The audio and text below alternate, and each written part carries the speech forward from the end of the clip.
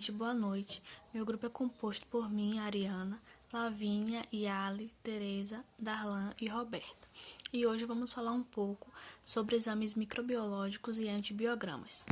Bom, micro-organismos são organismos que só podem ser vistos com a ajuda de um microscópio. E isso inclui vírus, bactérias, fungos, protozoários. As bactérias trata-se de um micro-organismo unicelular procarionte, que podem provocar doenças, fermentações ou putrefações nos seres vivos ou matérias orgânicas. Os fungos, eles podem ser desde fungos microscópicos, formados por uma única célula, que são as unicelulares, como são os casos das leveduras, e até mesmo pluricelulares, que atingem um tamanho considerável, como são os casos dos bolores, dos cogumelos. Já os vírus são seres muito simples e pequenos, formados basicamente por uma cápsula proteica envolvendo material genético, que dependendo do tipo de vírus pode ser DNA, pode ser RNA e às vezes pode ser os dois. E os parasitas são seres que retiram dos outros organismos os recursos necessários para a sua sobrevivência. Eles são considerados agressores porque prejudicam o organismo hospedeiro através do parasitismo. O material deve ser colhido onde é mais provável de se encontrar um micro-organismo suspeito, com a mínima contaminação possível da flora normal. Existem diversas fontes que podemos utilizar para coletar a nossa amostra, como por exemplo sangue, pus, exudato ou drenagem de feridas, urina, fezes e sarro, entre outros. Para a coleta, é importante que o profissional junte todo o material que ele vai utilizar para evitar que haja interrupções e, consequentemente, diminuir as chances de contaminação dessa amostra. É necessário também que o profissional identifique todo o material e especifique o local onde está sendo coletado. Se necessário for, que use foco de luz para melhorar na visualização. Ter sempre a preocupação de evitar a contaminação externa e sempre estar registrando, os medicamentos orais, tópicos que o paciente faz uso, resultados de antigos exames. É importante a gente ter em mente que nem todo exame é perfeito. Devemos entender que os índices de referência, eles vão variar entre laboratórios, técnicas e entre características individuais de cada paciente. E o exame laboratorial negativo não elimina necessariamente um diagnóstico. Existem diversos tipos de culturas, sendo que as principais são culturas de fezes, de urina, de líquor e de catéter. E no decorrer desse vídeo, iremos abordar um pouco sobre algumas delas.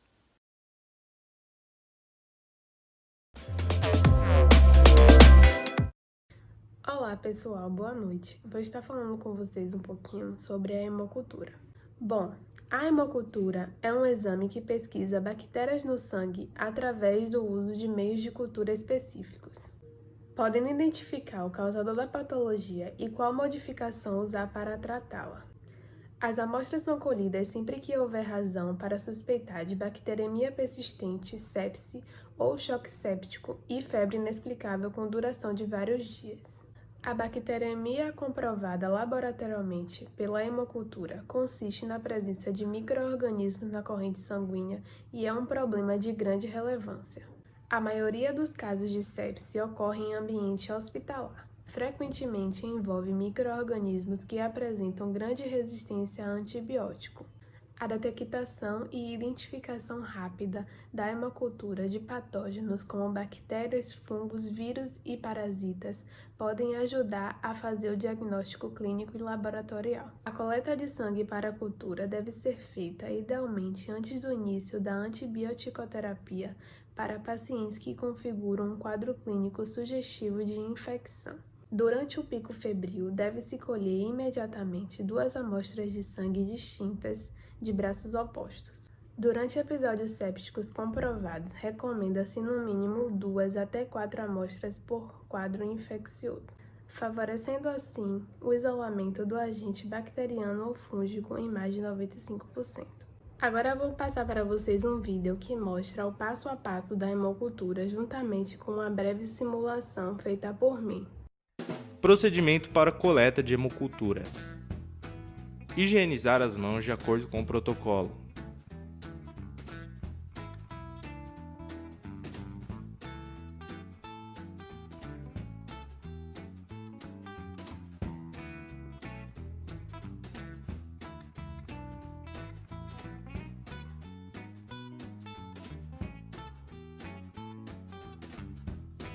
Retirar as tampas dos meios de cultura e realizar antisepsia com o swab de álcool, deixando o mesmo na parte superior do frasco como proteção.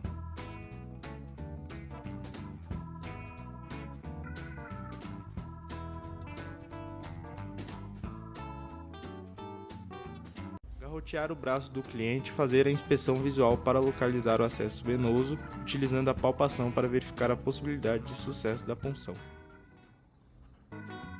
Colocar óculos de proteção e calçar luvas de procedimento.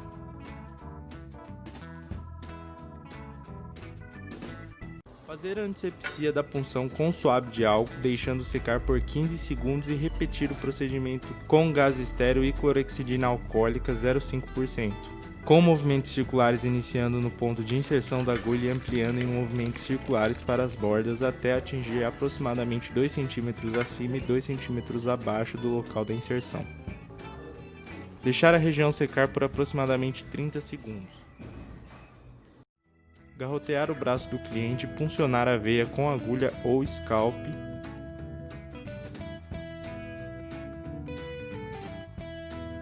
Retire o garrote e aspire o volume necessário de acordo com cada meio.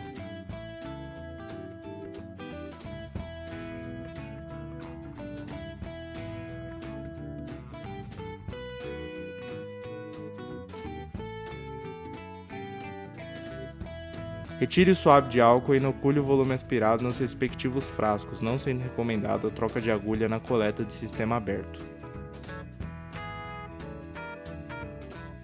Homogeneize o frasco com movimentos circulares. Identifique com etiqueta de código de barras na parte lisa do frasco. Anote no frasco o local, horário e o tipo de coleta realizada.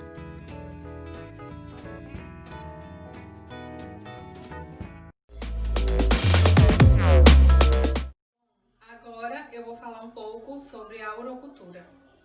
A urocultura, também conhecida como urinocultura ou cultura de urina, é um exame laboratorial que ele é realizado com urina, que serve para complementar o diagnóstico de infecção causadas por bactérias.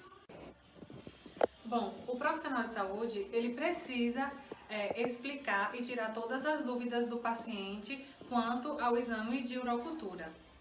E também explicar ao seu paciente que o recipiente onde o mesmo irá colocar a urina tem que ser um recipiente estéril, que muitas vezes é disponibilizado pelo laboratório que você irá realizar o exame. Se não for disponibilizado, você pode comprar em farmácias, drogarias. Bom, e para as pessoas que irá realizar o exame de urocultura, existe um passo a passo. O primeiro passo é lavar bem a região íntima. O segundo passo, para o caso das mulheres, ela tem que afastar bem os grandes lábios. E os homens, ele tem que retrair o prepúcio. E o terceiro passo é rejeitar o primeiro jato da urina. E sendo assim, irá coletar essa urina em um recipiente estéril e propício. Agora eu vou estar demonstrando para vocês o recipiente ideal para vocês colocarem a urina e demonstrando o passo a passo de como vocês devem fazer para enviar para o laboratório.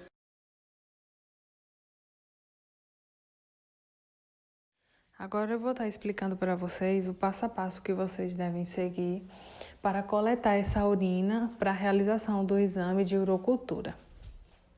O homem, ele vai fazer a lavagem das mãos e em seguida ele vai expor a glande e manter o prepúcio retraído.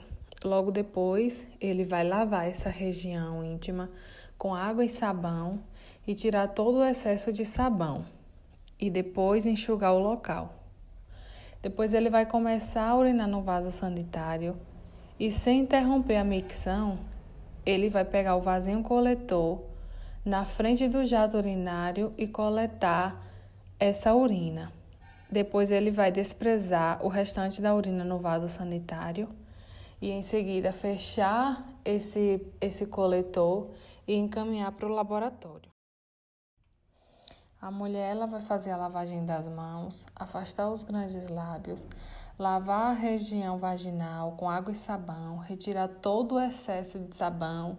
Depois ela vai secar essa vagina de frente para trás. Depois ela vai começar a urinar no vaso sanitário e, sem interromper a micção, ela vai pegar o vasinho coletor e na frente do jato urinário ela vai colher essa urina. Depois ela vai desprezar o restante da urina no vaso, fechar o potinho e encaminhar para o laboratório. Olá, meu nome é Darlan, sou estudante de enfermagem da Unijorge, do 7º A noturno. Estou aqui convidando vocês para acompanhar um bate-papo sobre exame de fezes, onde eu vou abordar sobre sangue oculto e gorduras nas fezes. Olá, o nosso bate-papo de hoje é sobre exames de fezes, especificamente sobre sangue oculto e gorduras nas fezes. O exame de fezes compreende as análises macroscópicas, micro e bioquímicas para a detecção precoce de sangramento intestinal, distúrbios hepáticos e dos ductos biliares, síndromes de má absorção, detecção e identificação das bactérias patogênicas e parasitas. Alguns dos exames solicitados com maior frequência incluem pesquisas de leucócitos, sangue, gorduras, ovos, parasitas e patógenos. Na coleta do material, utilizar fezes fresca. Recomendável suspender laxantes e supositório nos 3 dias anteriores e durante a coleta. Usar recipientes limpos e secos. Evitar contaminação por urina, água, gordura ou outro elemento. Não usar laxantes para obtenção das fezes. Sangue oculto. O sangramento oculto refere-se a um resultado positivo de pesquisa de sangue oculta nas fezes e ou anemia ferropriva, quando não há nenhuma evidência de perda de sangue visível. O diagnóstico diferencial para sangramento gastrointestinal oculto é amplo. A detecção de sangue oculto nas fezes é muito útil no diagnóstico precoce de doenças do sistema digestório. Esse exame revela a existência de sangue decorrente de hemorragia digestiva alta, que pode tornar as fezes pretas, e hemorragia digestiva baixa, que as fezes podem apresentar sangue excessivo.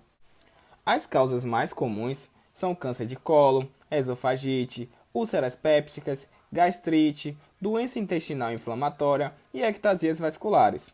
As menos comuns, câncer gastroesofágico, hemofília e infecções.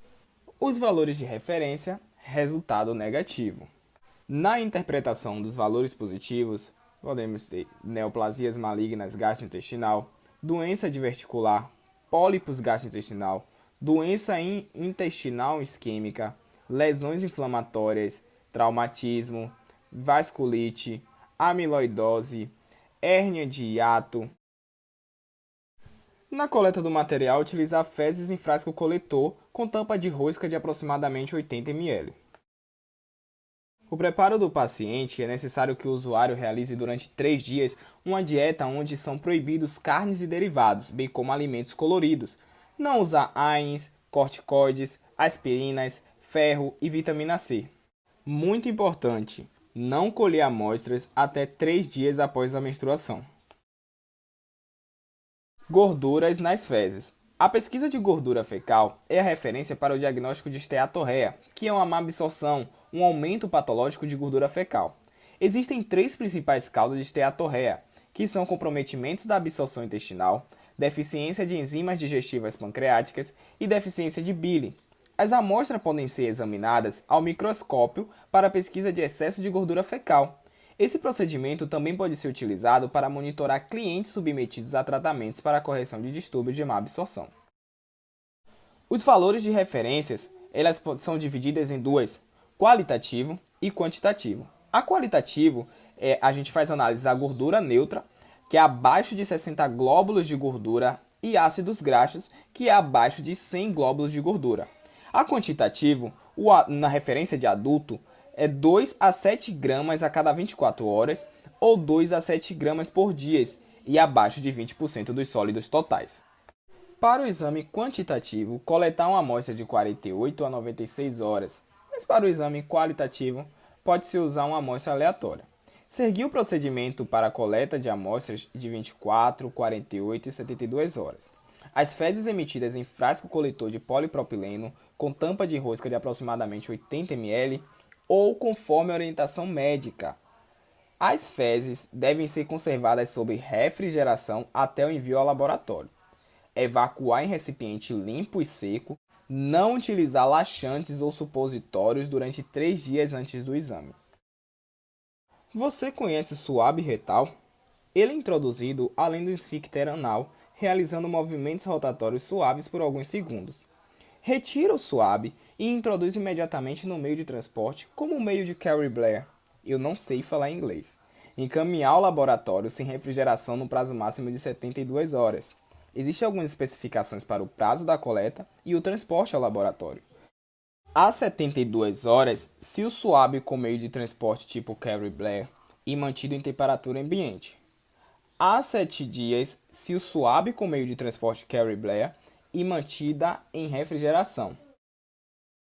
Aviso: o suave retal pode não conter amostra suficiente para detectar patógenos entéricos. Muito obrigado por ter me acompanhado até aqui. Conversando um pouco com vocês sobre a pulpocultura, mais conhecida como cultura de fezes, e o principal objetivo desse exame.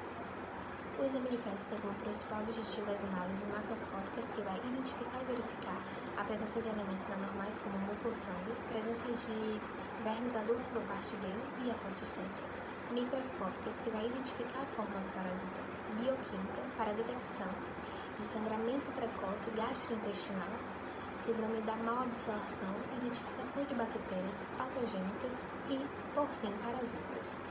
Vamos estar falando também do exame parasitológico de fezes, que pesquisa a presença de vermes parasitas no organismo e é utilizado para a identificação de infestações parasitárias como ovos ou larvas e presença de cisto de protozoários. No exame parasitológico de fezes simples, vamos estar orientando o paciente na coleta que as fezes podem ser colhidas em qualquer horário do dia, que deve estar nesse pote limpo, que após a evacuação o paciente verificar se foi fechado corretamente, pedir para que o paciente identifique, orientar o paciente que não é necessário que faça uso de laxante para forçar a evacuação e que a amostra deve ser enviada ao laboratório após 2 horas. Caso não consiga, que deve manter na geladeira no máximo por 14 horas. Boa noite, sou Roberta Cruz Pereira e irei falar sobre o antibiograma. O antibiograma é um teste de sensibilidade antimicrobianos, o TSA. É um teste que identifica a sensibilidade da bactéria aos antibióticos, possibilitando que o médico indique qual antibiótico mais adequado para agir sobre aquela infecção. Os antibiogramas são as amostras in vitro, cultivadas em meio laboratorial, para precisar a sensibilidade aos agentes microbianos aos antibióticos.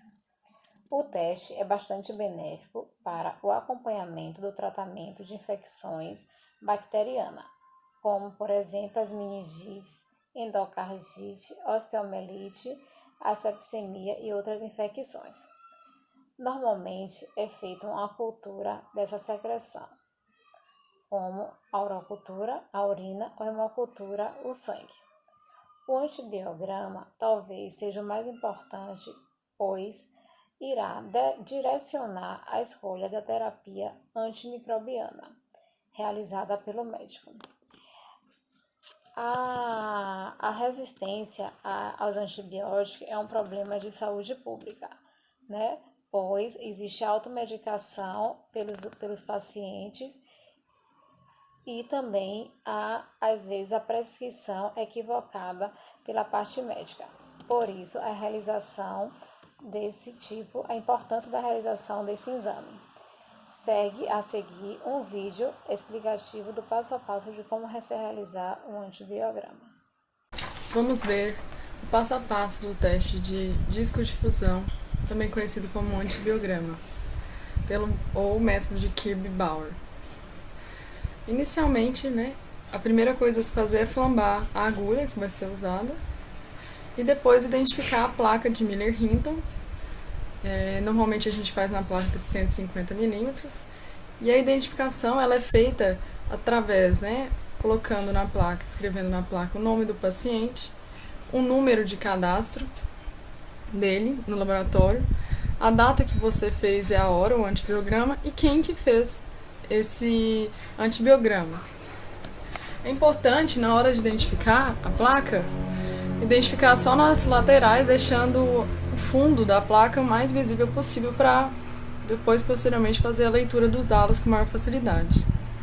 Aí você coloca em um tubo estéreo, mais ou menos 3 ml de solução fisiológica estéreo. Pega em torno de 3 a 4 colônias de bactérias da mesma morfologia e inocula nesses 3 ml de solução fisiológica. Então, dissolve essas colônias até atingir uma tubação de 0,5 na escala de McFarland. Como que a gente vai ver isso? Comparando, então, essa suspensão que a gente preparou com uma escala já previamente preparada, uma escala de McFarland na concentração de 0,5. Então, a gente, diante de uma luz, compara as duas e vê se elas estão na mesma tubação.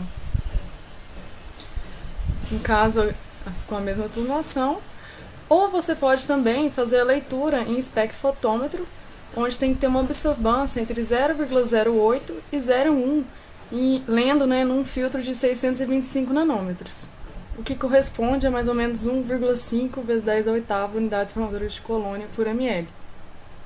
Então, após, dentro de 15 minutos depois de preparar essa suspensão, vocês vão plaquear, como vocês estão vendo no vídeo, introduzindo um suave estéreo na suspensão e semeando na placa no meio, em várias direções, sem deixar nenhuma área sem semear.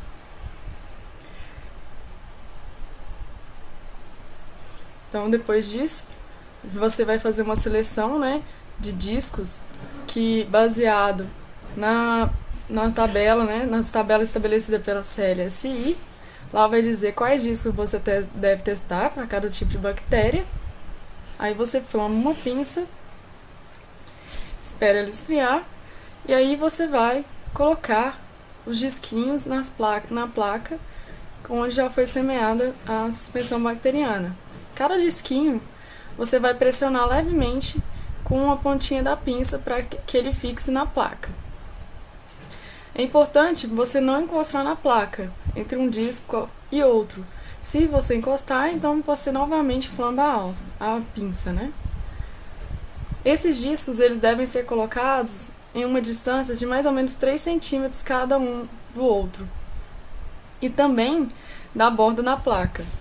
E uma vez que você colocou o disco na placa, não pode mais retirar, porque a difusão da droga ela é imediata.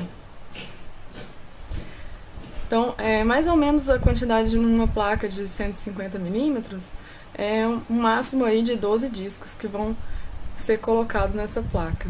Vão caber para que depois seja feita a leitura tranquilamente dos halos de inibição. Após colocar todos esses discos que já foram estabelecidos pela CLSI, aí você vai lá e consulta a tabela para ver quais discos devem ser colocados para essa bactéria. Essa placa vai ser incubada na estufa a 35 mais ou menos 2 graus Celsius. Então, acabou de colocar os discos, Tem mais um disco. E aí a gente incuba na estufa a 35 mais ou menos 2 graus Celsius. E após 24 horas faz a leitura dos halos de inibição com uma régua. Esses halos de inibição devem ser interpretados nas suas categorias sensível, intermediário e resistente de acordo com os critérios estabelecidos pela CLSI.